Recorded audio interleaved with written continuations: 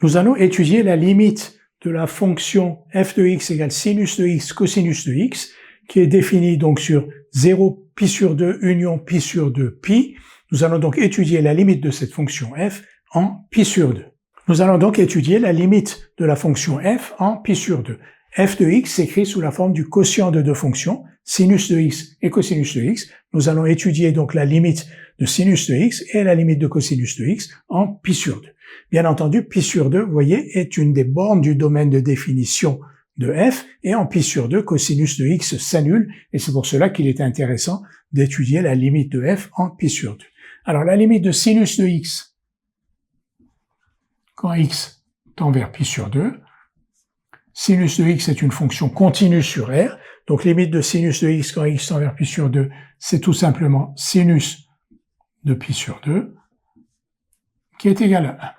On le voit ici, voici pi sur 2.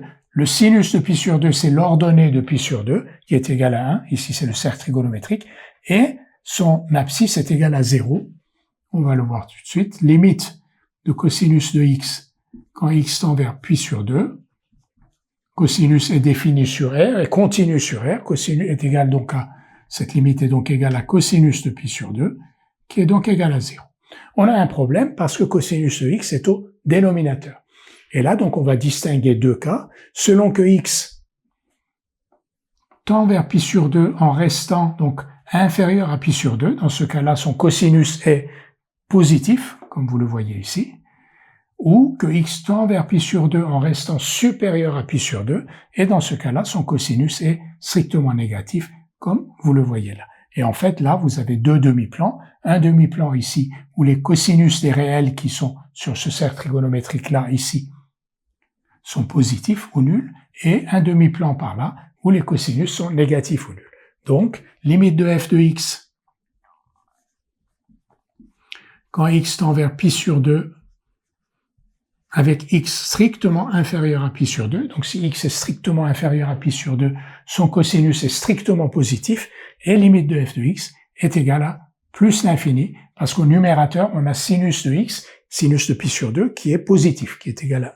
Et de l'autre côté, limite de f de x, quand x tend vers pi sur 2, x supérieur à pi sur 2, qui va être égal à moins l'infini, parce que le cosinus est, quand x est supérieur à pi sur 2 et inférieur à pi, bien entendu, c'est-à-dire par là, son cosinus est strictement négatif, et donc la limite de f de x, au numérateur on a 1, au dénominateur on a un 0, mais le cosinus est strictement négatif quand x tend vers pi sur 2, donc moins l'infini.